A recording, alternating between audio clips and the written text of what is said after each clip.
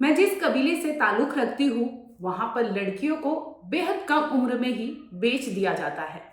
ये काम उनके रिलेटिव ही करते हैं, यानी पिता, दादा, पापा, ऐसे ही नात रिश्तेदार ही अपने घर की बेटियों को महज 2 से 2.5 साल की उम्र में कुछ रुपयों के लिए बेच देते हैं। नमस्कार, आप देख रहे हैं क्राइम तक। मैं हूं अश्विनी सिंह। सीमा हैदर ने अपने पहले पति यानी गुलाम हैदर को लेकर कुछ खुलासे किए हैं, जिसमें उसने अपने कबीले को लेकर भी कुछ ऐसे सवाल किए हैं, ऐसी चीजें बताई हैं जिसे सुनकर आपके होश फाख्ता हो जाएंगे। आप सोचिए, कोई 2.5 साल की उम्र में अपनी पोती को महज 1 से 1.5 लाख रुपए के लिए बेच दे, तो ऐसे में क्या क्या कहेंगे आप।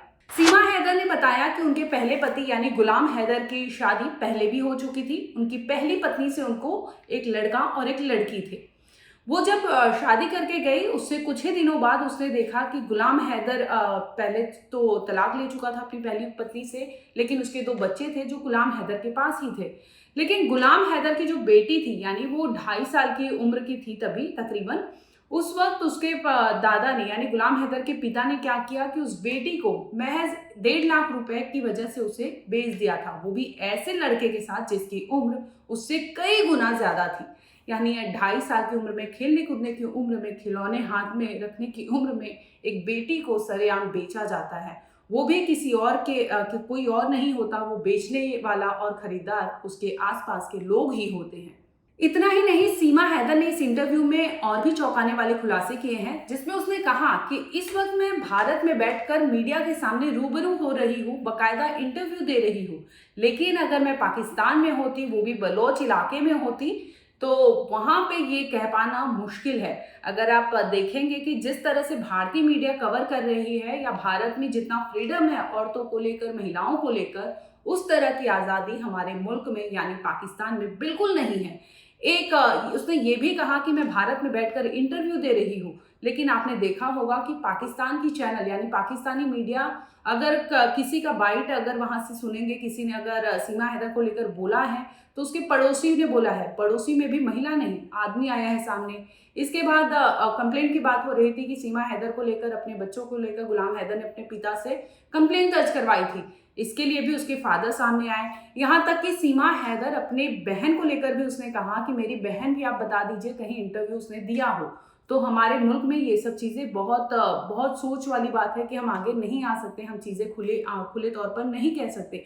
वहाँ महिलाओं को, औरतों को बहुत दबा कर रखा जाता है, बहुत शासन में रखा जाता है। ऐसे में कोई भी महिला वहाँ पे आपको इंटरव्यू देते या कोई किसी चीज़ में खुलासे करते आपको नज़र नहीं आएंगी। इंडिया, इस मामले में इंडिया की वो बहुत तारीफ कर रही थी। वो बता रही थी कि जैसे कि मैं यहाँ पे बैठ के इस वक्त इंटरव्यू दे रही हूँ, इसी के थ्रू मेरे मुल्क में भी, पाकिस्तान में लोग मुझे जाने, सुनने और समझे। लेकिन अगर मैं यहाँ से, एटीएस ने जो भी रिपोर्ट सौंपी है, उसके बाद गृह मंत्रालय डिसीजन लेने वाली है। हालांकि मर्सी पिटीशन भी फाइल कर दिया है सीमा हैदर ने।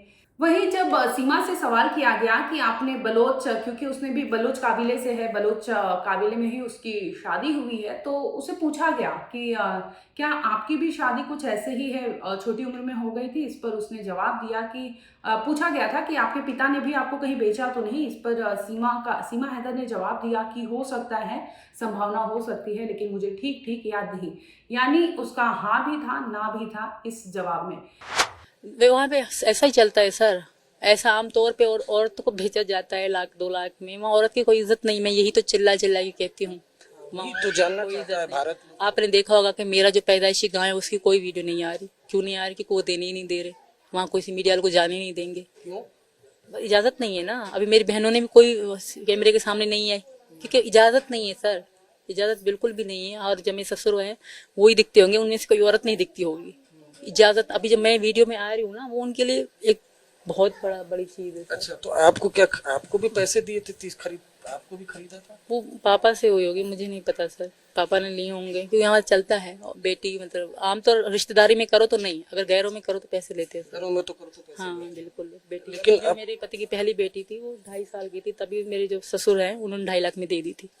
किसी आदमी, वो बड़ा लड़का था, उसको बेच दी थी। नहीं, क्या आपने बताया? आपकी जो मेरे पति की पहली वाइफ पत्नी थी, उसकी 2 बच्चे थे, एक बेटी साजना, एक बेटा दिलशाद। तो जब साजना 2.5 साल की थी, जब हमारी शादी हुई थी, तब उसने 2.5 लाख में बेच दी थी। गुलाम हैदर ने? उसके बाप ने, गुलाम हैदर के बाप ने। ये बच्चियों को भी बेच दिया, उसका मतलब निकाह भी करवा दिया था। वो छोटी सी थी, वो लड़का बड़ा सा था। अभी तो 10-11 साल की हो गई है, हमें 9 साल हो गए हैं। कहीं ना कहीं सीमा ने ये कहा कि वहाँ पे जो कंडीशंस हैं वहाँ पे पाकिस्तान में महिलाओं को लेकर वो अच्छा नहीं है, जिसकी वो काफ़ी हद तक बोल रही है कि अगर मुझे भारत से डिपोर्ट किया जाता है पाकिस्तान में तो वो जिंदा तो नहीं बचेगी, वहाँ पे ये लोग कत्ल कर देंगे, वो भी सरेराह करेंगे, उसे जिंदा तो नहीं छोड़ेंगे। इसलिए ही सीमा हैदर गुहार लगा रही है कि मुझे भले ही भारत के जेल में रहने दिया जाए लेकिन मुझे पाकिस्तान नहीं जाना है। इसी बीच सीमा हैदर ने सचिन को भी लेकर कुछ बोला, जिसपे वो रोने भी लगती है कैमरे पर ही कि मैं थक गई हूँ, मैं चीज़ें अब बताते बताते थक गई हूँ, लोग डाउट करना बंद नहीं कर रहे हैं, लेकिन जब भी जांच सामने आएगा तो लोगों को लगेगा कि मैं गलत नहीं थी, मैं सही थी। एटीएस ने जो पूछा, चाहे टिकट के बारे में हो, मोबाइल के बारे में हो, सिम कार्ड के बारे में हो, चाहे वो उसका जो वे था आने का, वो पूरा उसने डिस्क्राइब किया है, तो उसने कुछ भी छिपाया नहीं है, ऐसे सीमा का कहना है। लेकिन सीमा अपने पाकिस्तान को लेकर काफ़ी सख्त दिखाई पड़ रही है। वो कह रही है कि पाकिस्तान में उसे वापस नहीं जाना है और कहीं ना कहीं उसने गुलाम हैदर और उसके पिता को भी कटघरे में खड़ा कर दिया है कि महज कुछ रुपयों के लिए वो वहाँ पे अपने बहन बेटियों का सौदा कर जाते हैं, और वो भी ऐसे लड़कों या ऐसे आदमियों के साथ जो उसकी उम्र में कई गुना बड़े होते हैं। फिलहाल सीमा सचिन अपने ग्रेटर नोएडा के रबुपुरा गांव में ही हैं, इस वक्त भी वो वहीं पे हैं।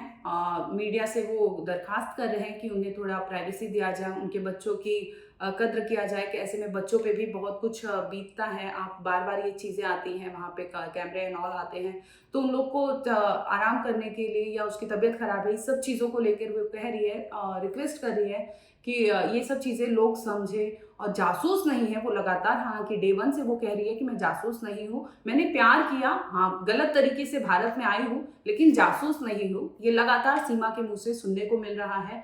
और वही बात कहीं ना कहीं एटीएस की रिपोर्ट में भी सामने आया कि सीमा हैदर जासूस नहीं बल्कि पबजी के प्यार में ही वो सचिन से मिली, और इसी दरमियान इनकी दोस्ती इस कदर परवान चढ़ती है कि वो अवैध तरीके से नेपाल आती है, नेपाल के पोखरा से वो भारत में दाखिल हो जाती है। भारत फिर वहाँ से बस के थ्रू वो ग्रेटर नोएडा के रबुपुरा गांव में आ जाती है, जहाँ पर सचिन की फैमिली उसे मिलती है और बाकायदा वो लोग खुशी खुशी वहाँ रहने लगते हैं। लेकिन इसी बीच वकील ने खुलासा किया, ये लोग कोर्ट मैरिज करने गए थे, तो वकील ने खुलासा कर दिया जिससे पूरा मामला सबके सामने आ गया।